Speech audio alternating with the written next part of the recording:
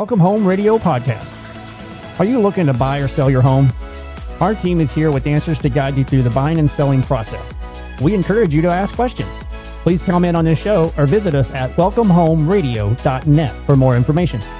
Bringing real estate, lending, and education together in one place, and to help you make the right home decision for you and your family.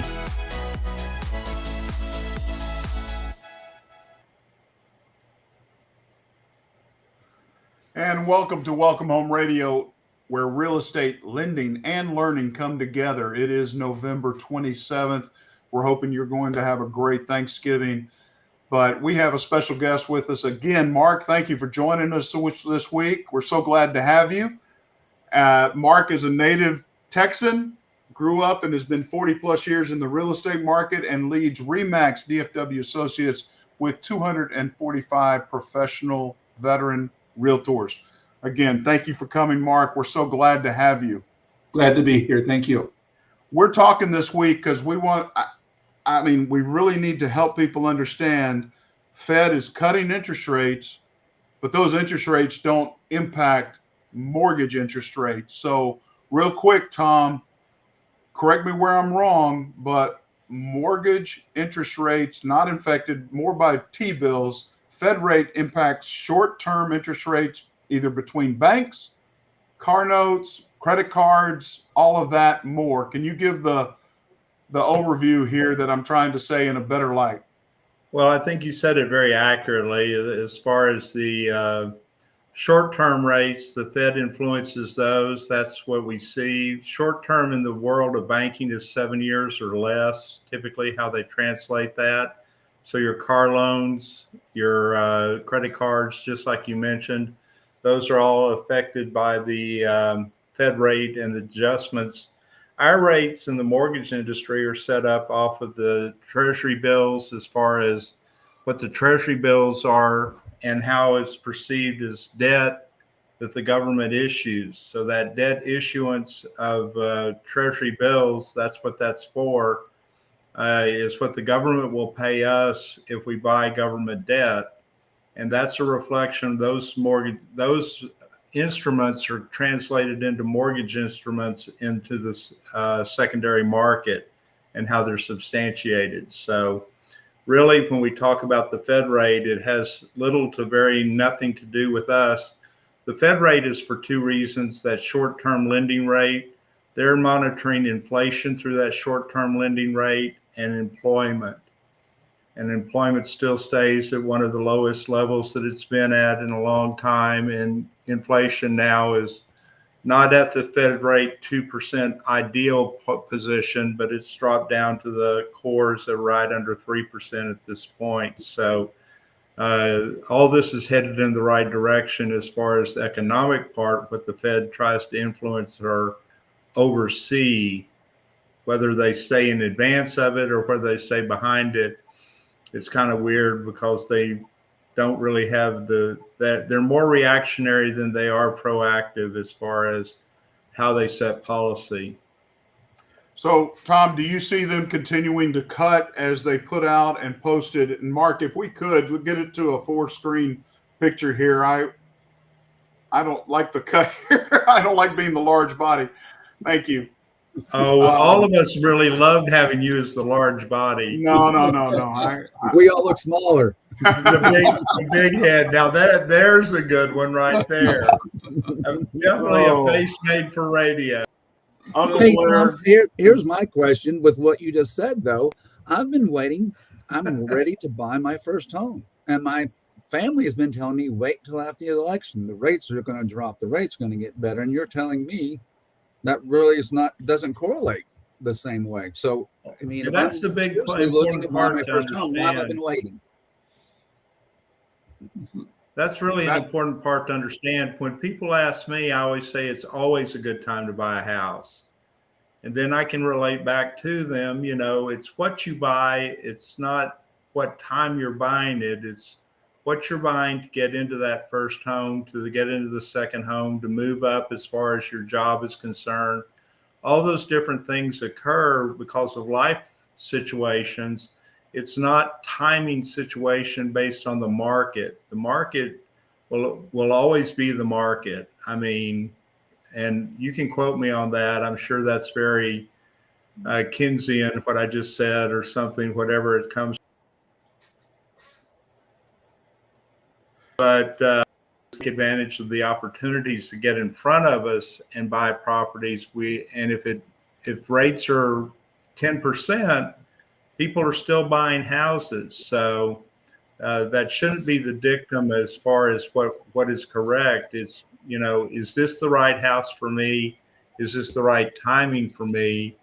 It's not driven, I think, as much by that sensitivity to, well, the interest rates were 3%. I'm going to wait till they get back down there.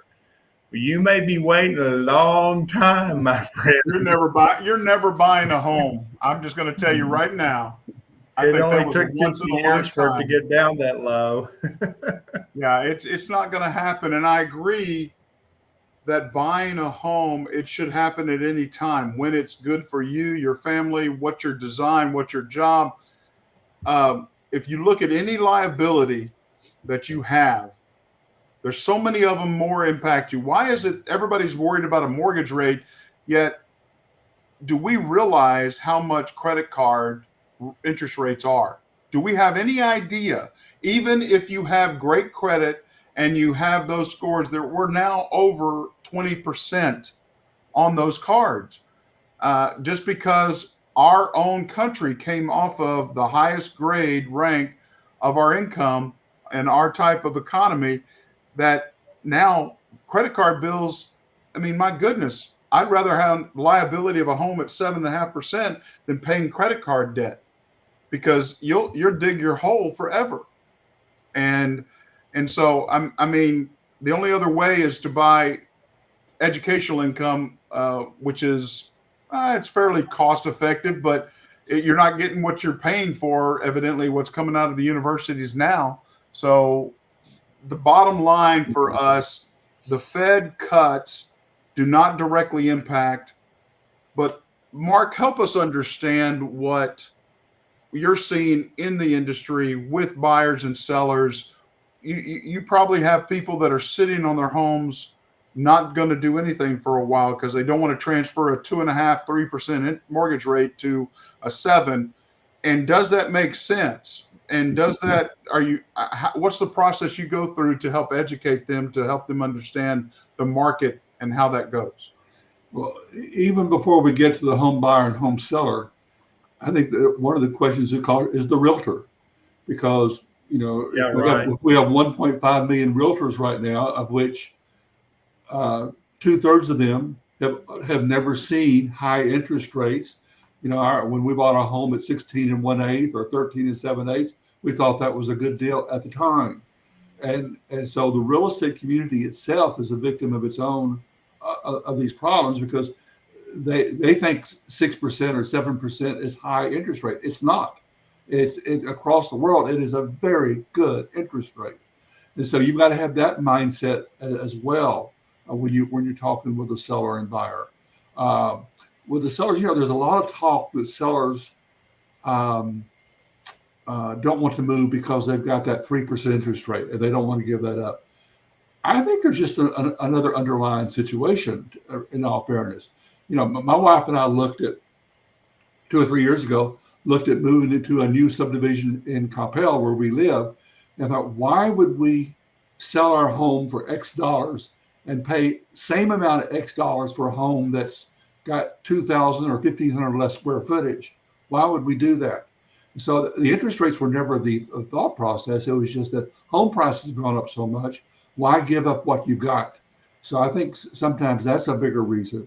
But you do have to just simply educate. Most sellers today that are moving are not moving necessarily to move up. They're moving because of transfer or divorce or life change, or grandparents wanting to be close to their grandkids. And that is a huge factor in our industry that will never go away, period. Sure. So, Well, and again, I think that goes back to what you said about realtors. They need to really understand what's the condition pushing them to move. What is the challenge? I mean, because my wife's already talking about it. You can do your job anywhere, Blair. So let's go move closer, like you said, to the grandkids. Right. Well, I can't get VA benefits in Colorado like I can in Texas. So that's unfortunately those grandkids we're not moving close to. And one of my grandkids is in Milan, Italy. I get no benefits in Milan, Sure, Italy. sure. So But you can buy a house for $1 in Milan. I wish. I mean, it's worse in Milan than it is in New York and LA in pricing of homes. Yeah. Because everybody rents there. They don't buy. That's where they're. I have 4 cousins that now live in Europe. A 5th one soon to move. They live in Germany, Portugal, and England, and most everybody owns their home. Awesome. And so the home buying process there really is quite interesting compared to here. But It does differ. It differs greatly, and I think if you can get that big perspective of what real estate is like worldwide, then the interest rate here should not be. So you just told us the next show that we need to do is educate on world real estate. We'll have to bring you back on and let you talk about buying a home in Milan, Italy, and what all you go through.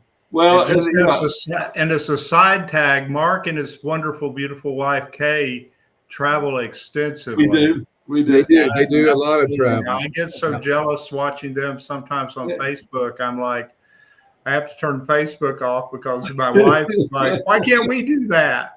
Well, when you got family that lives there, it makes it even easier. But I started recently with my agents every month when we get together. I'm sharing how real estate is done in other countries. And so this last one was Croatia, where they have a 91% homeowner rate there. Wow. And the taxes that you pay, you pay a 3% VAT tax, you pay a 3% this tax, the buyers are required to pay a 3% compensation to their buyer agent there by law. Sellers pay a 24% tax when they sell the home, regardless of what they're doing. And did you say 3% is in 6%? Still buy homes. They still want to 91% homeowner rate. Wow. They want to have their own incredible home ownership rate. And isn't that amazing? That's a part of the American dream. But let's talk about net worth. I mean, to help educate the public out there that those that rent, their net worth it's not even in the same ballpark as it is with a homeowner just buying a home. The net worth grows, and a depreciation is the only thing that appreciates positively is your home. Depreciation on your cars, and how many of them have, I mean, in our neighborhood alone, I see all the cars and I'm like, wow, how can that couple afford that car? Right. And what they're doing is they're leasing the cars. They don't own them. Everything they're renting, or they don't. I mean, you have to own things. And once you pay them off, boy, net worth grows quickly. And my home has still continued to grow in value. And I'm not doing anything but maintaining it. And so people need, like you say, need to understand what benefit we have here with the 30-year, 40-year fixed mortgages. Now, are you seeing 40-year mortgages coming up in increase in opportunity for people? I'm not at all. You're not? Tom may know it, but I'm not seeing that at all. So we're seeing seeing more people that want the 15-year rate, and which makes a lot of sense. We're seeing in our company on the coast. We're not seeing it here in Texas or the Midwest. We're seeing it more on the coast, where their 40-year mortgages are allowing these first-time home buyers to buy $1 million homes. And it's just crazy taking on. But again, you've made the example. It's much better here in America overall, everywhere, as opposed to a foreign nation, where it's an arm, where it's adjustable, and where you can be impacted greatly 2, 3, 5 years down the road with that mortgage instead of being it fixed. And Blair, I'd like just make I mean, Tom probably knows a little bit about this, but we've owned 6 homes in our life. The very first home that we bought in Oak Cliff for $28,500 and sold it 11 months later for $39,900, and kept moving up the ladder. And so we kept putting the equity in until the home we're in now, we basically, paid about 75% down just from the equity we had over the years. But we started out at a 9.5% interest rate, then it was a 10.5%, then it was a 13%, then it was a 16 1/8.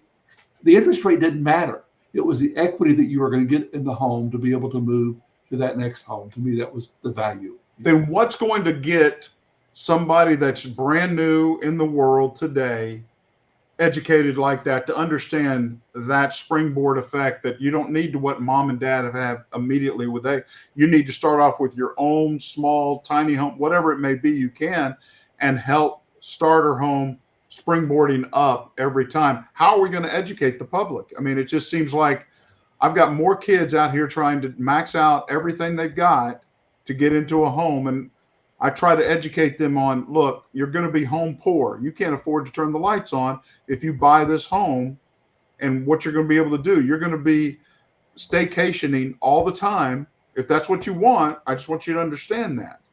But how do we educate them? It's difficult.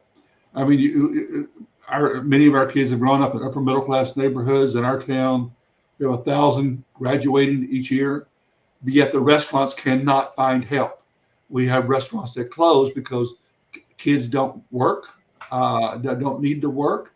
Mom and dad doesn't make them work, and they don't learn the value that, I worked all the way through college. I paid my own college. I was mad at the time for doing it, but I am so appreciative that I learned the value of the dollar in doing that. Mark, you just said a very trigger button for me. None of my kids, I paid for their university. If they wanted to go to a university, they paid for it. I had to pay for mine. They paid for theirs. But that comes back to the parents of saying, look, you have to learn the value of your time, the money that's put in here, because yes, there's a lot of kids going off to party schools, not getting an education, and then they don't know what to do with it. Right. And they've got so much debt, they want it to be forgiven. Well, I'm sorry. There's nothing forgiven here by the U.S. government that's not paid for by the taxpayer. Somebody's paying for it. You have to understand that, and people don't. And it's not, why should I pay for something that you decided to do? There's consequences, and they want to avoid consequences.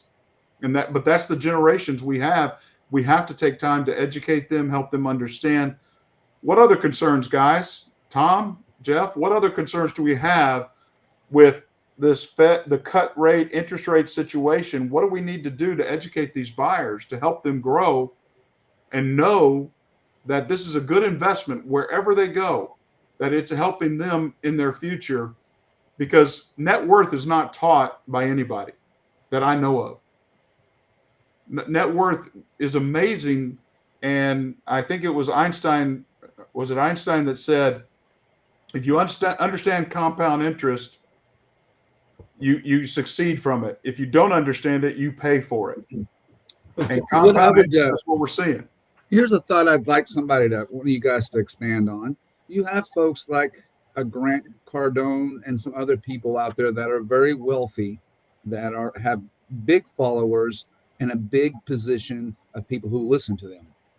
And they're out there promoting, oh, I just rent.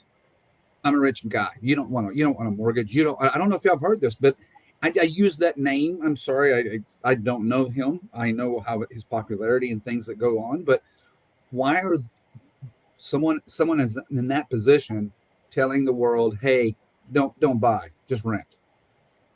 Have y'all heard that? Am I off too far? Or, I mean, someone expand on, you've got generations of two generations listening to this, and they don't have the wealth that he's built. Congratulations to him and others like him, because he's not the only one.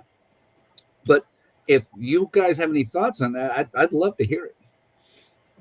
If I gave my thoughts on that, I would be called a conspiracy theorist and probably disowned, and you're crazy, you're a nut job, all of that. Because when the wealthy talk, why is it I value your opinion? Okay, you have succeeded in whatever. I'm also going to sit here and say, I know for a fact that some of these wealthy people own most of their homes, but they rent the one and they want to talk about that one. On the backside, you're not getting the whole story. Okay. Thank you. They're smart. They have net worth. I mean, here, I'll educate you on a little something that I was shocked about. Reverse mortgages. If your impact of reverse mortgages is negative, then why is it 75% of the people that use reverse mortgages are multimillionaires? So understand there's something about what you're told by media and what's reality. And hopefully you can learn and ask questions, because what does it say in the Bible? Seeking wisdom is the start, or seeking understanding is the start of wisdom. And we need to understand that. And I'll just say, for those people that are announcing that, there's a whole nother reason why they're doing it. And that's really why I wanted to bring it up for anybody who might catch this show or have someone in their family thinking about it and hanging on the line because they hear this. It's not all out there as exactly how it's set. It's not reality. The setup is not the reality of it. Does anybody else have an opinion on that? Well, I would just like to say that the people that I've heard that from are the young tech guys who've done well, proud of them, they've done great, but they're still boys and they haven't settled down yet. When they get married and have kids, if that ever happens, life may change for them. But why buy a home if you're just going to be jetting all over the world all the time and doing fun things and what have you? So, when they grow up and become men, I think you may see them a little bit differently in that. That's just a personal opinion. So, well said, sir. Right. Well said. Better well said than I did. But well, it's very, very true that we need to understand the market and we need to understand what's happening around us. The Fed, which is not a government entity, which is not an official part of the U.S. federal government, but they call it the Fed. I don't know why, but the chairman is appointed, but who appoints the other people a part of the Fed? Do we know? Tom? I don't remember. I can't remember. I think all the Fed directors, the 11 of them, are done with congressional approval. I think they have to have Senate approval, if I recall correctly. Because every time they do a regional replacement, I know it goes in front of the Senate. Yeah. But also understand that all those directors are not voting members on the Fed at the same time. Right. 7 of them are. 7 are only voting. The other 4, 5, 6, I thought it was 8. There was 15 total. But they're not voting members at the same time. So therefore their views, their dovish ways or their bear ways are considered into that and give an impression. Right now, they say they're going to cut in December. That's a full point Fed cut in 1 year, and they're planning on cutting in 2025, one more full point. That at a quarter of percent of time. In doing that and helping to get inflation in check, but if we have a growing economy and we can actually get true jobless claims reports properly by BLS and as well as ADP, do we see that impacting us, or is it more going to be on inventory of homes that's going to bring prices down that makes things more affordable? What way? So much is lined up on the Fed rate, and it's, for me, the Fed is the 14th most important thing. The interest rate is the 14th most important thing in a loan as opposed to the number one. By media and all, we've made interest rates more important than the actual loan program. What's the best one for us? I'm very concerned that educating, again, the public on what is the best value, because, Mark, veterans have a given ability to buy a loan or buy a home at 100% financed. It's a benefit they earned. But yet VA loans are looked down upon by the listing agents for the most part. I'm not saying your people are, but would you agree there's a ranking of the type of loan, and that sometimes misses out opportunities for people? Would you agree with that statement, or how would you restate that? There is definitely a ranking with VA being at the bottom. That is true. I do think with the interest rates a little bit higher than what they were a couple, 3 years ago, that there is a new mindset of the value of FHA and VA being assumable. Of course, there's a lot of conditions to the VA being assumable, but there's a new mindset on that it can bring more money when you go to sell the home. And so I'm seeing we have more more activity. And the only issue with VA right now is there's just so few veterans that are buying, that are in the marketplace, because we've not been in a war, so supposedly not in a war, and but we just don't have that many veterans like we did a generation ago. Now you talk about assumables. How many? I mean, I see some negatives with that because one, an assumable is going to take 45 to 60 days. Two, going through the contracts of assumables, and they have to qualify with that same lending entity that the loan is with. Right. I see that drawing out the process as opposed to being of benefit. Is that? I mean, are you seeing a real increase in the assumables on this? We are, although it's a much further drawn out process. The seller is happy because they may be getting $10,000 more for the home. The buyer is happy because they may be getting a 3% interest rate. So they're willing to take the benefits with the negative to make it work. So we are seeing that. The problem we have with VA assumable is you just have to find another veteran, which is just almost doesn't exist. Not true. Not true. A Patriot American can assume a VA loan if approved. It does they can assume it, but they don't get the release of liability, right? No, the VA does not release, whether it's going to another veteran or not. They never get release of liability. Never. Yeah. And that's why that works fine if it's a veteran that's my age. Is never, they're never going to use their VA benefits again. But for a young guy, he may want to use his VA benefits again. Definitely. It's just it's a catch, as what works for you. That's interesting. I had not heard that was on the uptick. I think that's great. But every time I've tried to do an assumable, it ends up not going through just for several factors. One, release of indemnity is a critical piece, and I wouldn't want to sell a home or give away a home and then still be liable for it. No. You'd make more money on a wrap, which we don't really. Well, and for loan officers these days, I mean, the market is a little bit slower than what it has been in the past. You got 40% of all home sales, at least in our company, being cash.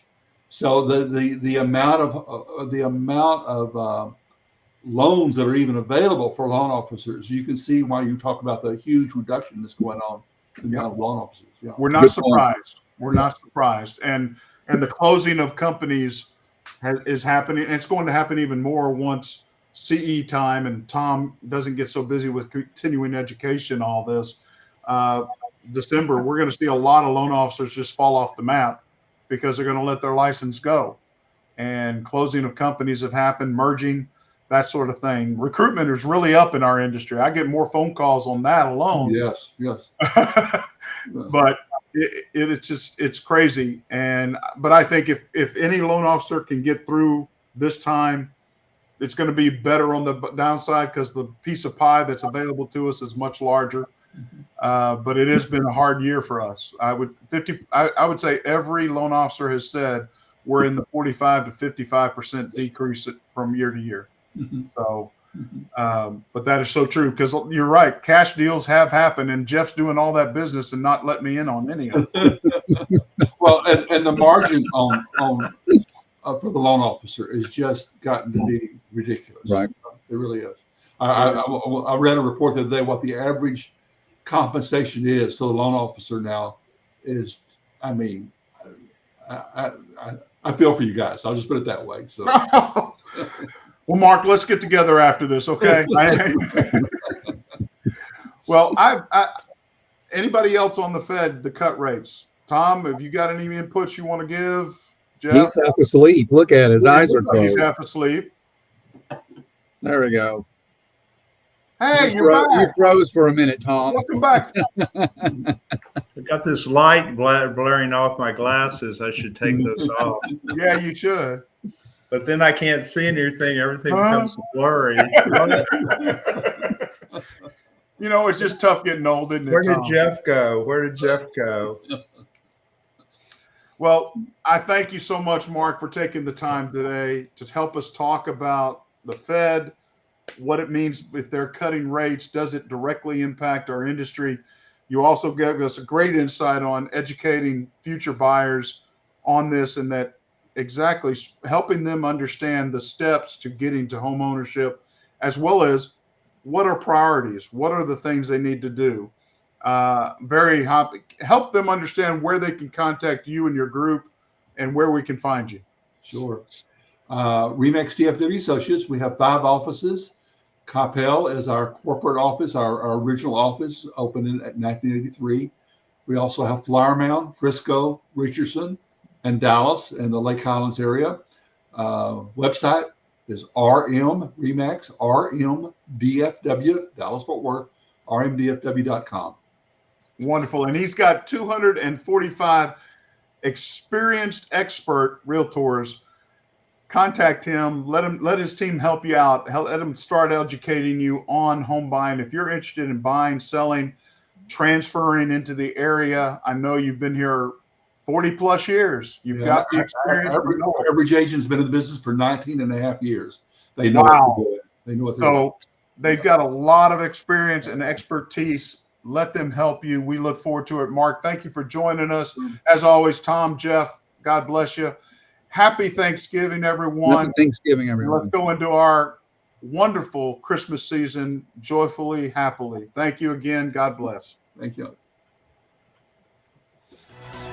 Welcome Home Radio production provided by Lunatic Digital. Check the listing of this podcast for the links to our sponsors. And don't forget to like, share, and follow us on social media. Visit welcomehomeradio.net for more information.